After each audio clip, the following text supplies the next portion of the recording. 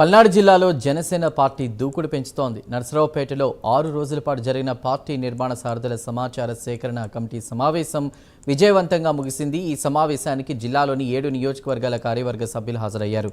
ముఖ్య అతిథిగా పాల్గొన్న మాజీ మంత్రి బాలినేని శ్రీనివాస్ రెడ్డి కీలక వ్యాఖ్యలు చేశారు. జనసేన పార్టీ నిర్మాణ సారథుల సమాచార సేకరణ కమిటీ సమావేశం పల్నాడు జిల్లాలో జరిగింది. ఈ 6 రోజుల సమావేశంలో సుమారు 1500 దరఖాస్తులు అందాయి. సేకరించిన ప్రతి దరఖాస్తును పార్టీ అధిష్టానానికి పంపుతామని బాలినేని శ్రీనివాస్ రెడ్డి తెలిపారు. ఇక పార్టీ అధినేత పవన్ కళ్యాణ్ ఆదేశాలను తాము తూచా తప్పకుండా పాటిస్తున్నామన్నారు. పల్నాడు జిల్లాలోని ప్రతి గ్రామంలో పార్టీని బలోపేతం చేయడానికి కృషి చేస్తామని ఆయన వెల్లడించారు. పార్టీలో పూర్తి పారదర్శకతతో పదవులు ఇస్తామని, కష్టపడి పనిచేసిన ప్రతి ఒక్కరికి న్యాయం జరుగుతుందని బాలినేని స్పష్టం చేశారు.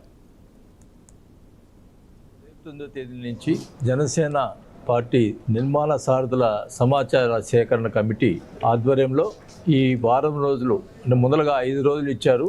తర్వాత 2 రోజులు ఎక్స్టెండ్ చేయడం జరిగింది. ఈ రోజుతోటి ఈ సేకరణ తీసుకోవటం ఈ రోజుతోటి ముగిస్తుంది. దాదాపు కమిటీలో నేను అబ్జర్వర్గా ఉన్నాను. మిగతా కమిటీ అంతా కూడా 27 మంది ఉన్నారు. ఇక్కడ 10 గంటల నుంచి రాత్రి సాయంత్రం 6 దాకా మహిళలు అందరూ కూడా కష్టపడి మరి ఈ యొక్క సేకరణ చేయడం జరిగింది. వీళ్ళందరూ కూడా అభినందిస్తూ ఉన్నా. ఈ కమిటీ చేసినటువంటి దీనికి తప్పకుండా కమిటీకి సరైన ప్రాధాన్యత ఇవ్వడం జరుగుతుందని కూడా తెలియజేసుకుంటా ఉన్నాం.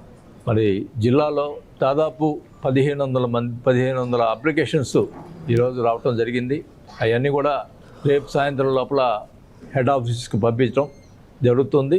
దాని మీద వెరిఫికేషన్ చేసి ఎవరైతే కష్టపడి పనిచేస్తున్నారో వాళ్ళందరికీ కూడా పదవుల విషయంలో తగిన ప్రాధాన్యత జరుగుతుంది. పారదర్శకంగా